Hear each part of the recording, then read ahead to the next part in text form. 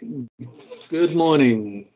I'm happy to be here again on the this small acreage horticultural crop webinar, and today's topic is irrigation.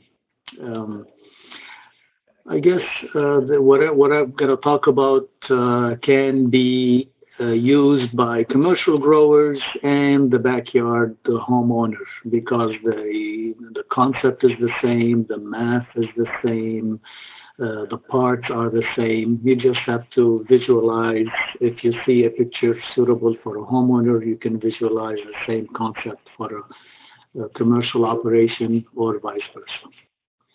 Again, I'm Joe Masabni. I'm at the Overton Research and Extension Center, and I'm happy to be here to share with you my presentation on irrigation, specifically for vegetable crops. Now, in vegetable production, you really need these three basic requirements: available water supply, adequate soil type, and desirable environment. The fourth, unhidden and usually not told, you have to find out on your own, is hard labor. Vegetable production, even a home garden, is a lot of work. If you don't spend the time, don't expect the returns you want.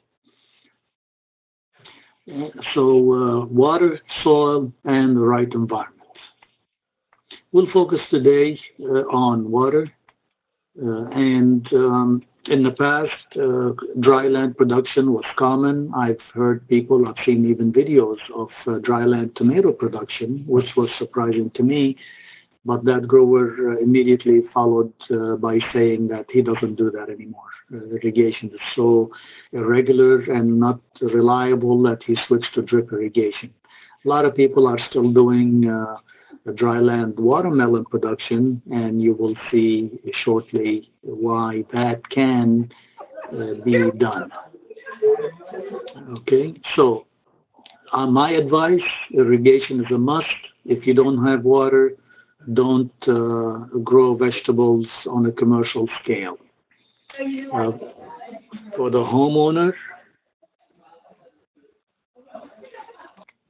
the homeowner, fall gardening can be done, because we get without irrigation, because we do get some cooler weather and some rainfall. Of course, initial month that has to be irrigated because August, September can be dry months when the plants are starting to grow. Okay, so when you think of water, or you need to think of quantity and quality, and I will briefly address these two ideas here. By quantity, you need to apply enough to meet the maximum crop demand. Too much, and you're just going down the water soil profile, and you're throwing away money and wasting time and water, valuable water. So you really have to irrigate, design your irrigation system to meet that demand. A rule of thumb for anybody from the smallest backyard to the largest acreage, and I know a lot of commercial growers with a 1,000-acre farm, that's the rule of thumb they follow. 1 inch per week. And of course, when we say 1 inch, we mean 1 acre inch. If you hear it drained half an inch, it means that it drained enough water to cover an acre with half an inch of water. So 1 inch a week, we really mean if you have 1 acre of land and you cover it with a solid, the whole surface with 1 inch of water, that's what 1 inch means. And that's equivalent to 27,154 gallons per week. So 27,154 will cover 1 acre with 1 inch depth of water. Okay.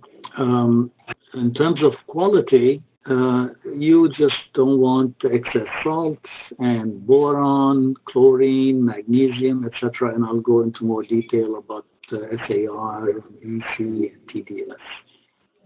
Um, of course, this rule of thumb of 1 inch per week early in the spring, growers know that that's too much. And in midsummer, peak of heat, peak of July, August, they're probably applying 2.5 inch per week. So it's a guide. It's an initial start. It's not absolute, infallible, that error free. You have to you have to rely on your experience, on tools, on soil meter gadgets available to tell you when you have to irrigate. And I'll go over some of those examples.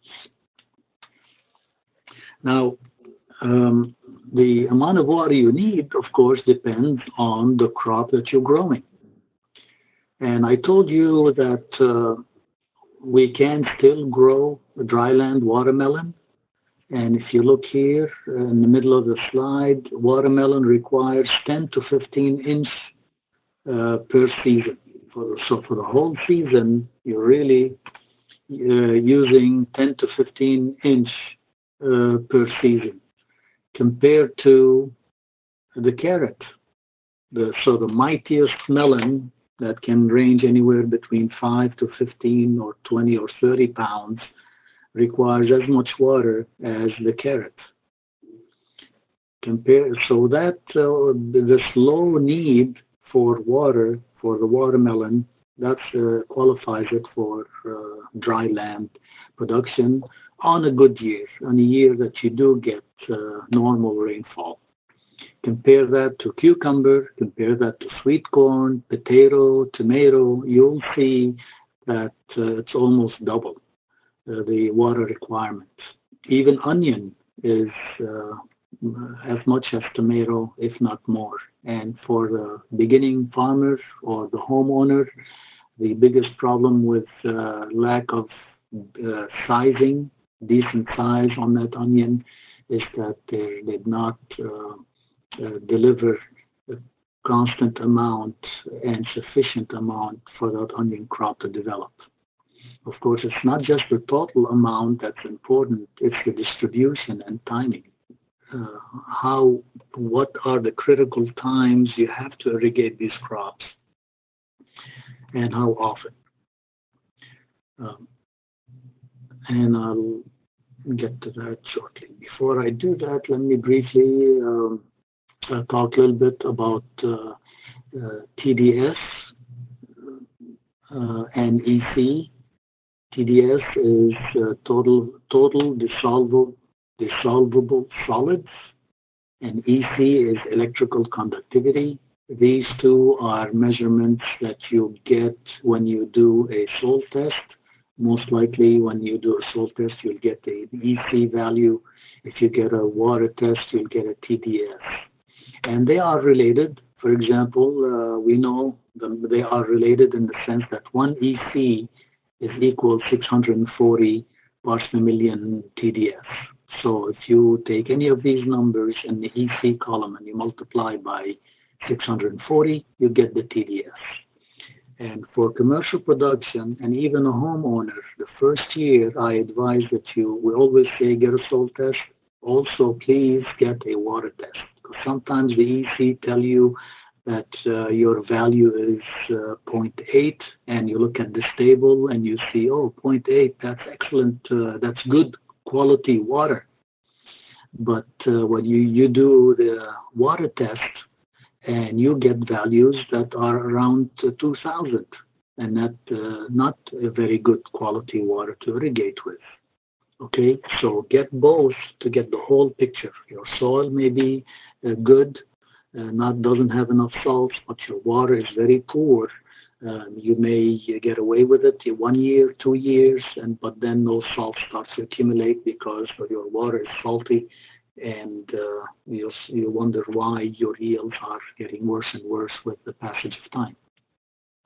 So this is a great table to keep in mind. Write it down somewhere. Keep in mind whenever you whenever you get a soil test or water test, look at these numbers and see if you have permissible water quality, doubtful water quality. Of course, if TDS more than 2100 or EC is more than 3.2, it's unsuitable for vegetable production. You can literally taste it in the water and you can't even swallow it. It's that bad.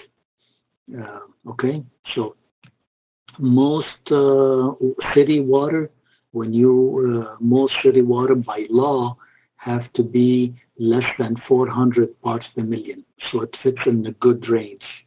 Okay, right here. It's 175 to 525. That's good. So city water is around, has to be less than 400 parts per million. All right. So in addition to EC and TDS, you also want to get the water test done to look at this value, sodium absorption ratio, SAR. That tells you how potentially dangerous that water is with its sodium content, because sodium will replace the other minerals in the water, will cause salinity, will cause mineral deficiencies. And this table is a good table to remember, to learn. Anything less than 10 is considered good quality water because it has low sodium hazard. That's ideal water. Most of our water in Texas, especially in the south of the valley, is 10 to 12, so it's still usable. Let's say you have water that's around 18, which is what I think I had at College Station. What I noticed, the first year I came here, I got a soil test every month because I knew my water was salty. I wanted to see what's going on in that soil bed. And I found that the salinity, the EC, TDS, SAR was going up over time. But in the fall, when we had all that rain, a year, 12 months later, after I started these monthly measurements, my SAR value dropped to normal. So we are lucky, I guess, that we do have enough rain in the winter and that it can wash off all the salts that I was adding with my irrigation. So the bottom line, I guess the moral of the lesson is that even if you have SAR values 10 to 18, you can use that water for irrigation.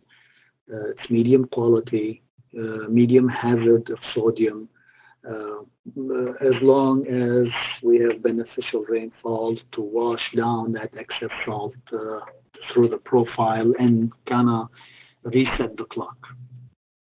In drier areas, that salt doesn't get washed down and it gets accumulated and stays in the soil profile, and soil becomes sodic or saline. All right. Now we do know that some crops are sensitive to soil salinity, others are not as sensitive to soil salinity. So you don't have enough good quality water, you don't have that rainfall to wash away the excess salts you're adding with your irrigation water, then I recommend you don't plant any of these crops because they are sensitive. They will not grow in a place where beets will grow, for example. Bean, carrot, onion are super sensitive to salinity. If your TDS is around 1,000, which a tomato can thrive in that water, onion won't do well at all. It won't germinate, and you wonder what went wrong. Moderately sensitive to soil salinity is this list. So here's tomato, broccoli, celery, most of the crop. Beet, squash, and zucchini are moderately tolerant, which is different than moderately sensitive. It means they are more tolerant or less sensitive. So if we go back to these slides, these are the most sensitive, these are moderately sensitive, and these are the least sensitive or moderately tolerant to soil salinity. So pick your crop based on your water available water in terms of quality and quantity. So that's one way to cheat, to play the game. Okay, this is what I'm given. That's the soil type. That's the water quality I have. Again, I guess I have to find creative ways to cook beets 500 different ways, and squash and zucchini, because onion and bean and carrots are out of the question.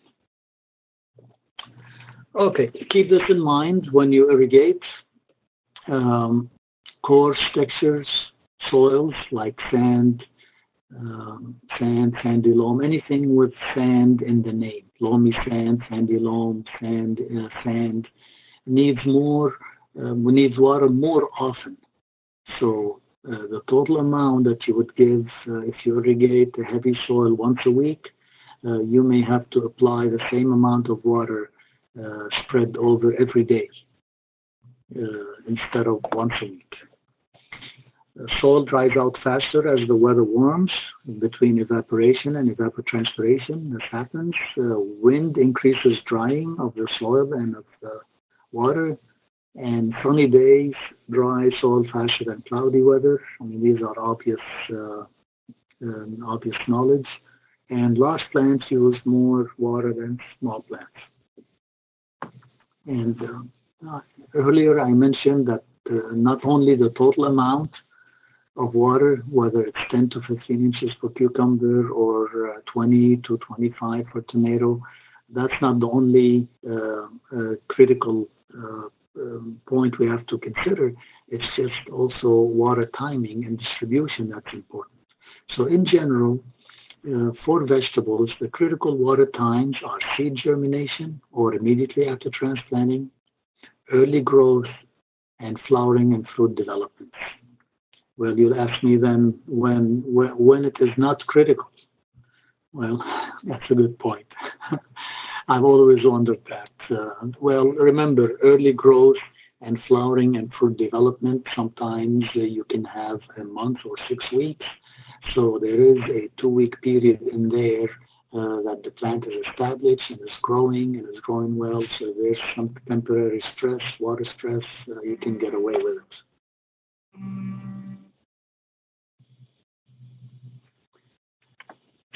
All right, and here's for specific crops, critical watering times for core crops like cabbage, cauliflower, broccoli. It's uniform throughout the growth, but most important during head development.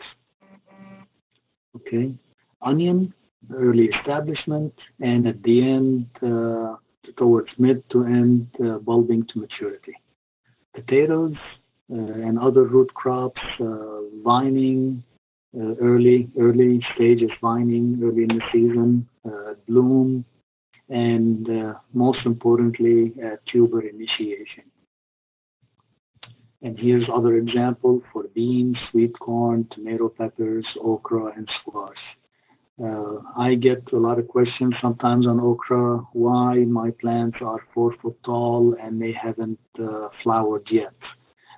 Believe me, a couple of days of water stress or 3 days of water stress when that flower is microscopic inside the plant, is being developed. It is the death right there and then if there's water stress, and it will never, even though on the outside the plant looks healthy, and we know okra loves the heat and can tolerate a little bit of drought, but that flower cell inside is sensitive, and the plant continue growing. It shows a little bit of wilting, but no flowers at all. Okay. This is the full list. It's available online. I don't expect you to read it or to see it, and I'm not going to read it, but you have the presentation, a copy of it, and here is the link to go see it, to see the estimated water requirements for vegetable crops. So this is the full list of crops and the critical need stage for irrigation, for water requirements. Okay, most of us are interested in the idea of rainwater harvesting, even on a commercial scale. There's lots of even cattle farmers that their barns and are using them for water harvesting. Lots of surface area for a little bit of initial cost. Well, not a little bit. For an initial cost, they are getting a lot of water that was just being wasted. When they see numbers like this table tells you on a typical year in College Station, this is how much rainfall you get, for example, per month. And this is how many gallons. The second column is how many gallons per square feet you're getting. And for a footprint of a small house of only 1370 square feet, this is how many gallons you're getting per month. Of course, there's a 90% efficiency. So the last column on the right is how many gallons of water you're getting per month from a footprint of a house that's only 1370 square feet. So in 1 year, you are getting 26,678 gallons free. That's almost 1 acre inch. So this is your supply table. If you look at the demand table, again, for a typical garden of 1,500 square feet, of course, not talking about raised bed, 1,500 square feet, typical garden here. And these are the estimated evapotranspiration, how much is lost, and this is the crop coefficient, and this is the water need. I'll show you the math, how we got there. So the water need per gallon is per month is listed on the column on the far right. So season long, or year long, we need 20,000 gallon for a garden that's 1,500 square feet. If you put these two tables together, the supply here per month, and the next column is the demand, and you see the difference between the two, and then the cumulative, how much extra you have, you find that from January to July, you did not have to supply any extra water. Whatever you accumulated in the tanks was sufficient to irrigate. Only August and September, you run into a little bit of deficit where you have to add extra water. So remember this demand, 20,000 gallon. If you did not have some kind of rain capture, rainwater harvesting system, this is what you need, 20,000 gallon. If you do, this is how much you need, about 900 gallons. Everything else you have saved and don't have to pay for. Big saving. All right, so these slides are generally given to homeowners, but every commercial grower I talk to, from the smallest to the largest size, I always encourage them to consider. They have barns, they have their tractors where they store their tractors, they have horses, they have cattle, they have all that square footage for $2,000 or $3,000 initial investment, and they're handymen, and they can build they don't have to hire somebody to build it for them. I try to convince them to be, I guess, earth friendly and money wise, and use the water that they collected themselves. Okay, so let me briefly go over the numbers that I just showed you in the previous slide, and in the demand slide. I showed you ET, crop coefficient. I did put together an extension publication.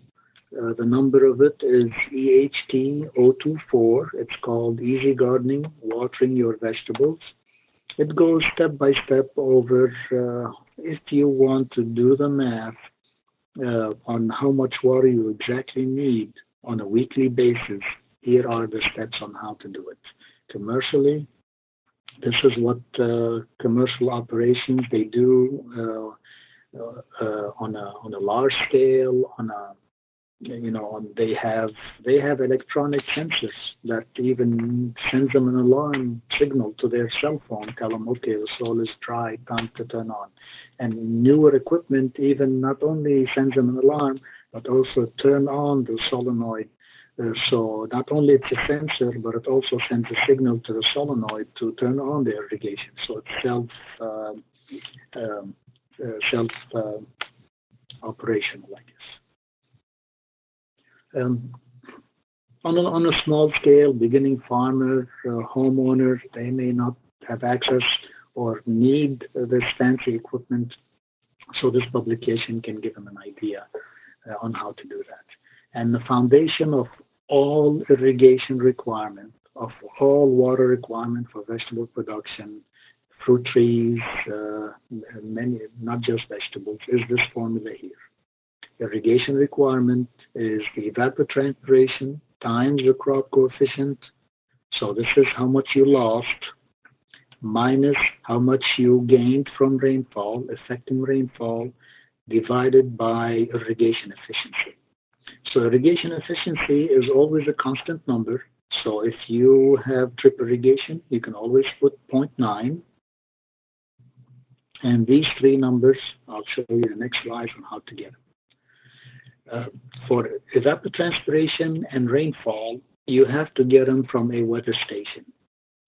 Texas TMU.edu is one of the websites that collects weather data at various locations, choose the one that's closest to your location, and it gives you week by week the 7-day summary of ET. You can take it daily on daily basis, but I doubt you want to spend 5 minutes a day to do the math and water based on what you lost the day before. So if you do that once a week, that's plenty. So here's the EP0, 1.37, 7-day summary, and the rainfall, what we got in that 1 week, we only got 0.11 inches. Okay, so remember these two numbers and let's plug them in that formula. Okay, the crop coefficient is also a constant number that you pick from this table here. All right, so for example, if you're growing small vegetables, for example, herbs, radish, lettuce, that kind of stuff, early in the season, you choose a number of 0.7, mid-season, mid-growth, 1.05, towards the end of the season, 0.98. The Solanum family, like tomato, potato, eggplant, here's the number, 0.6, 1.15, 0.8. So this number is constant. You don't have to memorize it. Just keep it handy, good access to it. So now that we have all those four numbers, let's plug them in the formula. Remember, this is the evapotranspiration from the Texas weather station. This is the effect. This is the crop coefficient that I picked. I picked tomato towards the end of the season, 0.8, and this is how much rainfall I got. And this is 0.9 because I am using drip irrigation. So this tells me I needed 1.1 inches of water. Remember, 1 inch means 1 acre inch.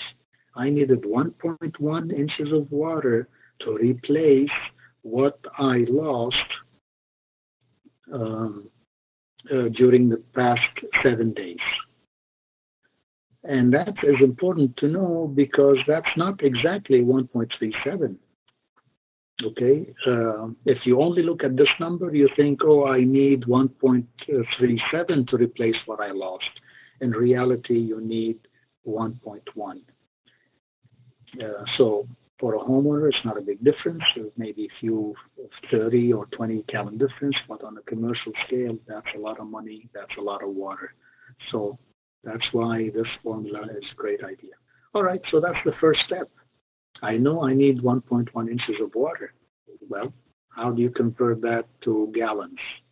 Here are the steps. Remember, 1 inch is 27,154, and remember that 1 acre is 43,560 square feet. So the first thing you need to do is decide what is my square footage that I'm irrigating. So for example, a 4 by 12 raised bed is 48 square feet. You divide 48 by 43,560 is 0.0011 acre.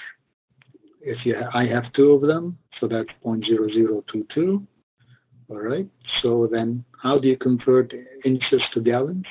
Inches per gallon times gallons times acres per square foot tells you. Acres tells you that this 1.1 inches is equal to 66 gallons. If you're not comfortable with the math, you have my email. Email me, send me an email, and I'll be happy to talk to you and show you how to do the math for your specific location or garden. All right, so this formula told us I need 66 gallons. All right, so how do you apply 66 gallons?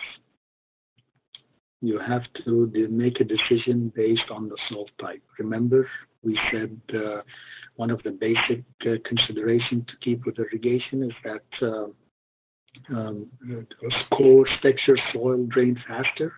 If you dump 66 gallons or 33 gallons on one raised bed and 33 on the other at one time, trust me, I probably lost 30 out of those 33. So what I do, since I'm using drip tape and I know they deliver 0.324 gallons per minute, convert times 66 gallons, I know that's 204 minutes. So that's let's say 3.5 hours of irrigation. 3.5 hours, that's easy. Irrigate half hour a day. And here are, so that's one way to do it. If you think you have deep profile, I've heard of soils that are 2 feet of sand and then clay. That's not bad because you can irrigate to cover that profile, and then water is not going to disappear. That clay band will hold it, and then the water can move back up when the soil dries out. So depending on your soil type, you'll learn what's the best way to do it with experience and having the right toys or gadgets to help you figure out when the soil is dry. This is the math. This is how, look up that extension publication, EHT 024 on AgriLife books on bookstore website, and you'll find it downloaded screen. This is a representation of how the water spreads in different soil types. If you have a single emitter here in the center, the water goes down, but also goes equally horizontally as it's going vertically. Loam is what we call ideal because it has that cone shape. Sand goes straight down. Sand goes straight down. And so here is, in this previous picture, shows you that what you can do. How does the water move in different soil types? Okay. So if I have sandy soil, and I want to irrigate a large tree, it's probably better to put one emitter on either side of the tree, because if you put it on one side, look at the picture on the bottom right, you'll see that only one side of the tree is getting wet. Whereas that single emitter on a clay soil will spread horizontally also, and single emitter is just as fine. All right, so my question to you, whether you're a homeowner or a large-scale operation, is do you know the gallons per minute of your well, of your garden faucet? Remember, I needed 66 gallons. If I don't know my how many gallons per minute I get from my faucet, because a lot of people still like to water by hand. It's a pleasurable experience. You feel you're connected to your garden. You have some control. You're enjoying your watering by hand. I also think it's a good idea to water by hand just to wash off the bugs, powdery mildew, the dust of the plant once in a while. That may not be a bad idea. And at the same time, you're watering your garden. Well, if you don't know what your faucet is delivering in gallon per minute, um, you're you're guessing. You're guessing if you watered enough or not. So don't guess, measure. And like I told you, there's a lot of toys. I call them toys. They're really gadget tools to help you uh, determine if your soil moisture needs irrigation or not. One of them is tensiometer. Another name for it is called irrometer, IRRO meter, irrometer. I hate to say R, so I like to say tensiometer, but easier to pronounce. And there's a lot of soil moisture meters available. And here's a picture of a tensiometer. It's a clear tube with a porous stone at the end. They come in two lengths, 12 and 6 inches. Actually, they come in 24 inches. Commercially, I'll tell you, put two, one at 6, one at 12, or one at 12 and one at 24, um, so that they both give you an indication of that water content in that profile, for example, between 6 and 12 inches. If you have this gadget, which is about $75, not cheap, but if it doesn't break, if you don't step on it or it doesn't break, it can last for years and years. Uh, you don't have to do any math, you don't have to guess, you don't have to do anything. As long as this gauge is below 12, you don't have to irrigate.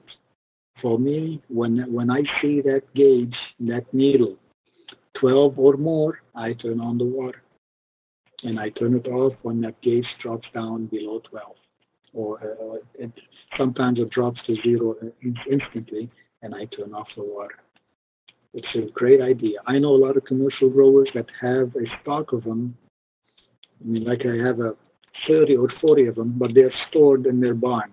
Why? I asked them, why are you storing? Don't you use them? He said, oh yeah, we used to use them, and then over the years we learned, um, and we don't use them anymore, and we're doing great. And that's very smart, and that's very logical.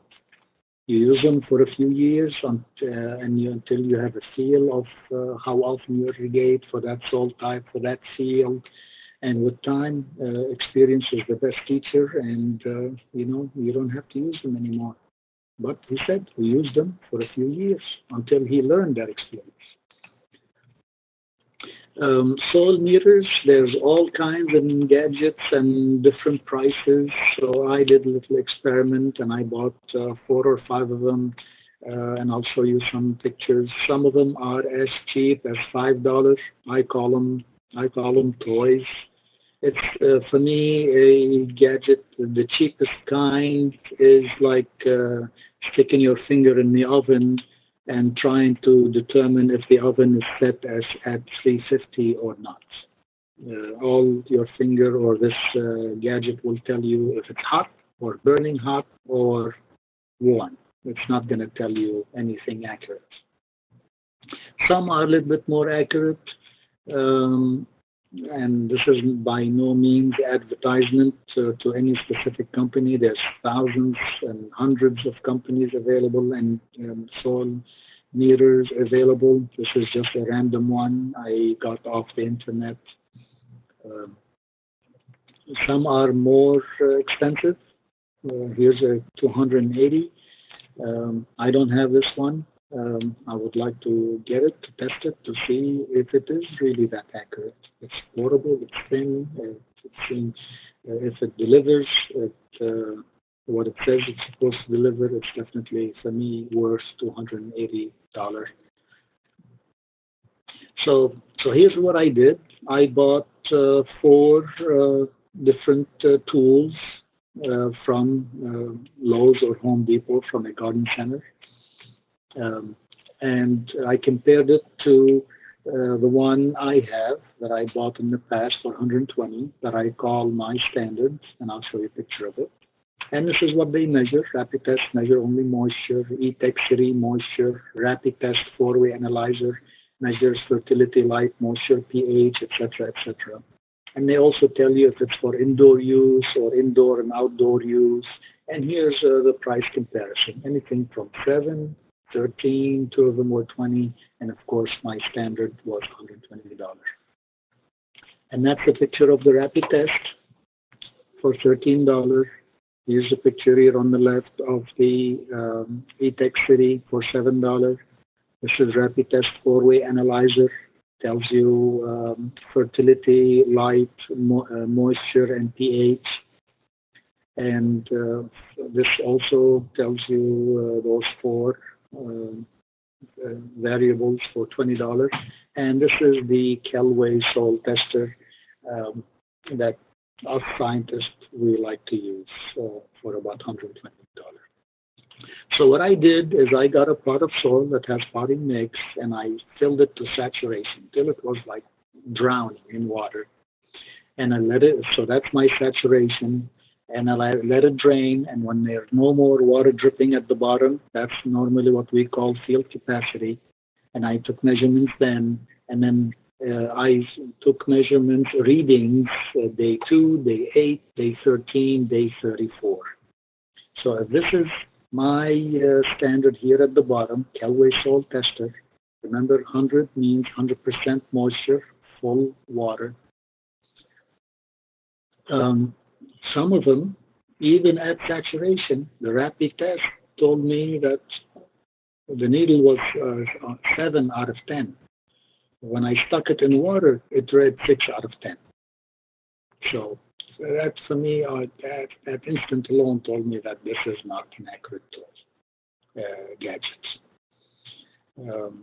Of course, they have numbers and they have the scale next to it. So rapid test four-way analyzer told me 3 out of 5 out of 4. I expected to be at 4 since it was saturation. It wasn't that accurate, 3 out of 5 out of 4. So it says wet. It did say wet in that range. It did say wet at field capacity. I was impressed the pH was close enough, 6.8 when this machine said 6.4. That's close enough for me. No complaints there. Now, day 13, when the Kelway soil tester told me that I had 70% water left, rapid test said it's dry, E-Tech City said it's moist, this one said it's dry, and this one said it's dry. So 34 days later, these E-Tech City still said it was moist when I know it's dry. 55% may sound like a lot, but you really want 75% or more for good irrigation. You don't want to go below 70, 75%. So this is very dry, and E-Tech City still said it was in the moist range. And for example, here's the needles showing it was still in the moist range. Compared to the rapid test four-way analyzer telling me it's in the dry range. This rapid test, I thought this will be better. This was dry. And this four-way analyzer tells you light. This red part here is the light sensor.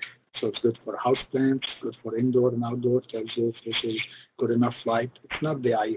Remember, these are not scientific instruments. It's just a guide to direct you of light quality, temperature. Temperature was correct, and water content. And of course, here is the Kelway that can measure both pH and soil water content. So the bottom line is these gadgets last a long time. Spend $50 better than 20. Spend $20 better than 5. The more you spend, the more quality you're getting and accurate numbers that you're getting, more reliable numbers you get to help you decide. Um, so I would rather spend $120 or even $50 or $70 on a tensiometer instead of doing the math once a week um, on a small scale garden to see how much I have to irrigate all this. So every person has their own habit and interest, and for me, a tool like this to tell me when I need to irrigate or not is a lot faster than doing the math and how much time and all that. I have to be a large operation where everything is computerized and everything is programmable. Then it's worth it to do the math because you can program it. The sensor sends the signal, the computer gets that signal, turns on the solenoid and turn it off. And so for every situation, there's one approach better than the other. Of course, with irrigation, if we don't talk about drip irrigation, I think it's an incomplete presentation. I want to tell you again, this is applicable for both the homeowner and commercial size, even though some of the pictures may be taken from my garden or not a commercial operation. We do know that drip irrigation is the most efficient irrigation method. Equipment is readily available. I went to Lowe's one time and I told the lady there working in the garden section, I told her, can you help me? I know nothing about gardening. I know nothing about irrigation. Can you help me design my drip irrigation system? I was really impressed with her level of knowledge and about all the parts that I needed and how to put them together and how to operate them. And that's Lowe's and Home Depot. So you don't have to hire a professional to like 10 years ago. So they're knowledgeable. Okay.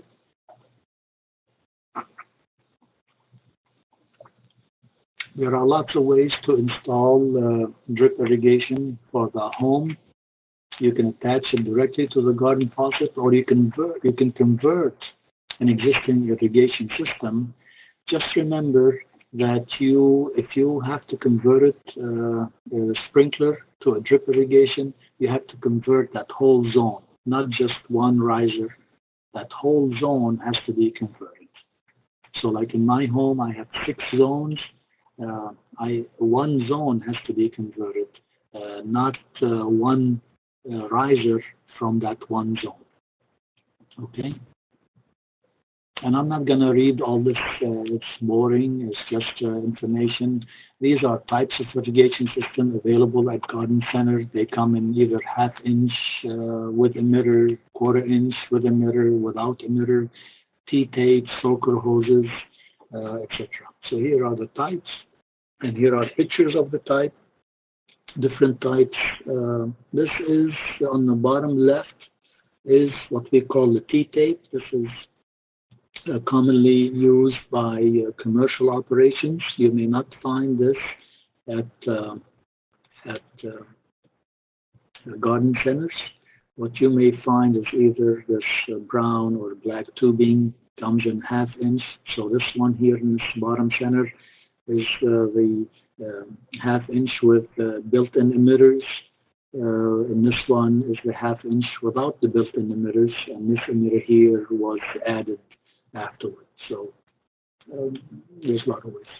And the minimum parts you need to get are the following. You definitely need to get a backflow preventer in case you have, this is optional, the splitter, but in case you need to have 2 hoses or for 2 sections, a splitter is a good idea. You turn off one, you turn on the other, depending what area you're gardening. Filter is a good idea to have, even if you think you are using city water. You never know. Timer. This is a manual timer. There's electronic timer. I bought one for $40. that I can program from a garden center, that I can program when it turns on, for how long, and what day. Kind of, so it's really, this is the cheapest kind, manual kind of timer. You turn it on for 5 minutes, half hour, 1 hour, and it clicks down to zero, and it stops. Pressure regulator is also a good idea to have because most of these drip tapes that we avail for use cannot tolerate more than, I don't know, 12 to 20 psi, and city water is at around 40 psi. So this picture tells you the parts necessary and the order that they are built in. So don't put the pressure regulator before the filter or before the backflow preventer, for example. If you put them in this sequence, you're doing a great job. And here's another picture showing you connected, all the parts connected from my computer. So backflow preventer, pressure regulator, filter, and the supply line. And here are pictures of, and they are not expensive parts. I mean, each of these is anywhere between $1 to $3, so not very expensive. Okay, available at all garden centers. And I talked about this. The emitters there's all kind of emitters available. Some have one drip at a time. Some are more like a sprinkler. Some, and I think I have a picture of it here. I'll get to it. So there's all kind of emitters and that you can put on a small stick if you want to water over the plants or under the bushes or right on the surface. There's all kind of parts available to custom design your garden irrigation system. And all these emitters are well done in the sense that they are pressure compensating and they're pressure sensitive. So if the water pressure for some reason changes from 40 to 30, they can compensate for that. The only weakness that they have is that they are not self-cleaning, but they're easy to clean. So regular maintenance once a month during the summer of heavy use would be nice to take them out, take an old toothbrush and run them, take it apart from their tubing and soak it in water and loosen up any sediments there. Okay, so emitter sizes, they're color coded when you buy them. So depending on your needs and definitely on your soil type, you can choose anything from ½ gallon per hour to 4 gallon per hour. And they're color coded. 16 LH means 16 liter per hour. This is metric, so you know that that's about 4 gallon per hour. 16 liter is about 4 gallon per hour. Okay, and here's the picture that I told you, and here's one kind of emitter over flowers, over herbs, early in the season if you're growing herbs. Early, immediately after seeding, this is much better than drip irrigation in the sense that it simulates rainfall and keeps your soil bed moist so that the seeds don't germinate and die, you keep that constant soil moisture. So you use that for a few weeks after seeding, and then you switch to drip irrigation. So that's a great, and that's what I told you earlier. I have a picture of it where the emitter sprays simulated rainfall and you put it on a stick. Okay. And there's micro sprinklers, and there's miniature spray pattern. There's all kind of gadgets for your need. So here's a micro splinter. It doesn't spray heavy pressure, but it's nice and gentle, so the water has time not to run on the surface, but it has time to absorb. Um, this is definitely not good for early germination of seedling. This is maybe more suited under a tomato plant, for example, or under a bush or a young tree. Um, and there are all kind of connectors that you can connect tubing, the micro tubing, we call them spaghetti tubes, to the half-inch supply line.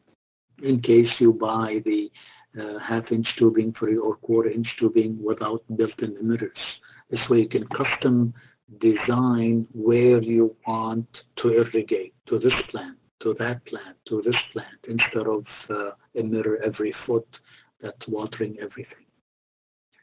Okay, and there are tools that you can buy to punch the hole, exactly the hole diameter that the connector fits in. And here's an example of two other tools. And if you make a hole and you say, oops, it's in the wrong place, there's goof plugs. They're called goof plugs. You put this in here and you plug that goof mistake and you place it somewhere else. This table tells you the drip tubing, half inch or 5/8. They're color coded and tells you the inner diameter, outer diameter, wall thickness.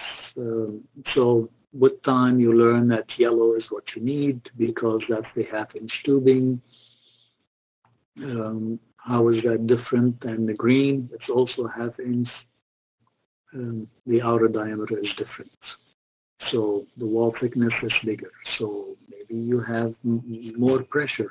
You don't want it to burst more than 40 psi, like a pump. So I would recommend the green more than the yellow because the wall is thicker.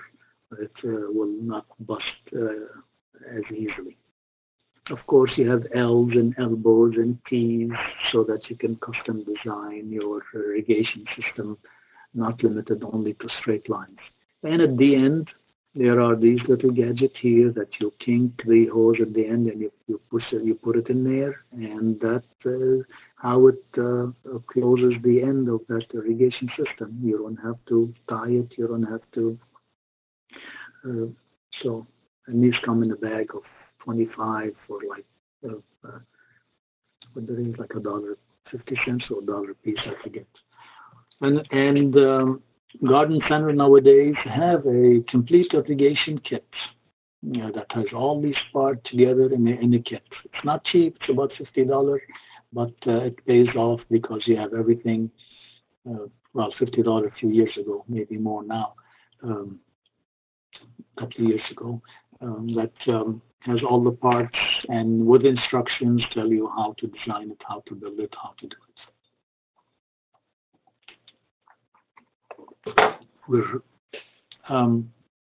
I recommend if you have a commercial operation that each row, each line here has its own shut-off valve because on a small acreage garden or a backyard farm, not all the rows are the same crop. And of course, not all the crops meet the same water requirement. So you don't have to water the onion, which we know has a high water requirement, as much as you're watering radishes, for example. So you shut off one, you keep the other one on. It's much better than everything getting watered at the same time. And this irrigation tubing is flexible. You can design it. I recommend, and the instruction also recommend that you don't, however you lay them down in the garden, you keep about a foot distance between the lines. And what you don't see here, maybe a little bit here, is a staple, long staple, that to hold that irrigation tubing in place. so it doesn't move with the wind. So that's good anchor. There's lots of nice pictures. This picture is an idea in case you have an uneven, I mean, you don't have a square garden, you have an uneven garden. How do you design the irrigation system for an uneven layout? The way to do it is I recommend that you run on the perimeter, on the outside perimeter, the main line, that irrigation tubing, preferably with no emitters, and then every foot you run, so you cut here, you put the T, you cut here, you put the T, and you add a section here, and then a foot later, and a foot later, and a foot. This way, the water is evenly distributed throughout this whole, as you can see here, the whole area is getting evenly distributed because of this grid. How far can I run the drip line? Depends on your water pressure and depend on your spacing between the emitters and your flow. So I'm not going to read this table, but for example, 40 psi, common house. What I use is a 12-foot spacing, and the one I use is 0.9 gallon per hour. So I know the maximum lines I can use is 300 linear feet of that tubing before, and still be efficient and effective and consistent. Okay, so keep that table in mind and find your maximum distance. And here's some irrigation best management practices. Some are folklore, some are, folklore in the sense is, I mean like common sense. No scientific experiment to prove that water late at night or early in the morning is better than watering in midday. Commercial growers, they have the sensors and they control the solenoid, whether it's at 10 o'clock a.m. or 1 p.m. or 5 p.m. That's not an issue for them. For the homeowner, where you can have more control, that's not a bad advice. Water late at night or early in the morning to reduce wasteful evaporation, because more than likely you're not using plastic mulch. Never water on windy days, that's common sense.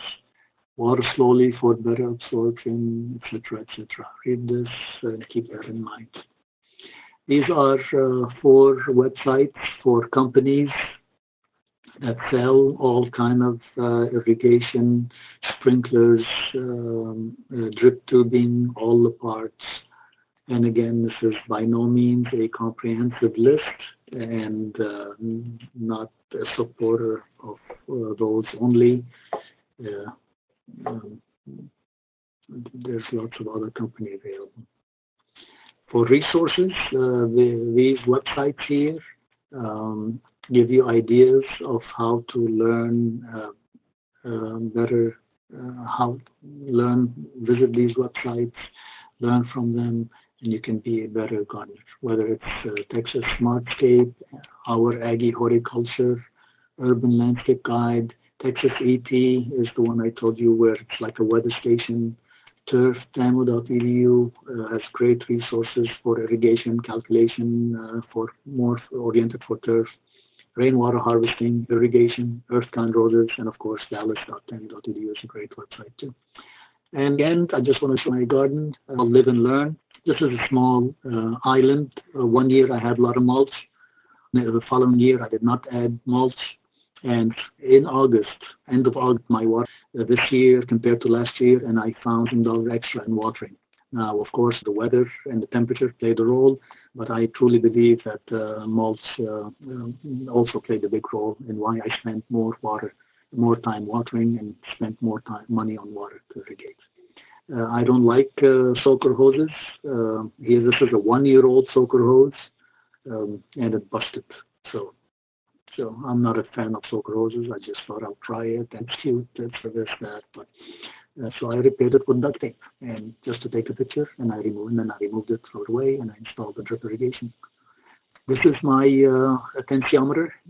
I use it religiously. I have one in every raised bed, even though it's the same soil type, just for curiosity, see if there's any difference. And I only water when that gauge needle is at 12. If it's less than 12, I don't have to water at all. And I don't care if the soil surface is bone dry, because that thing, this tube is stuck 6 inch deep where the 90% of the roots are and where I want them to be.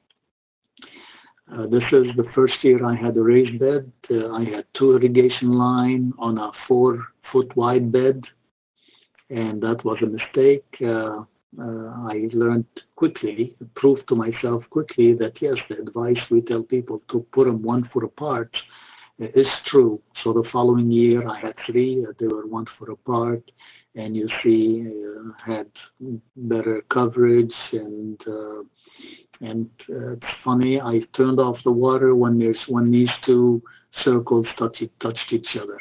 I never had any, flooding. Well, of course, in the top right picture, there was a little leak, and that's a little flood, but I fixed that. Okay, this is the end. Thank you for your time.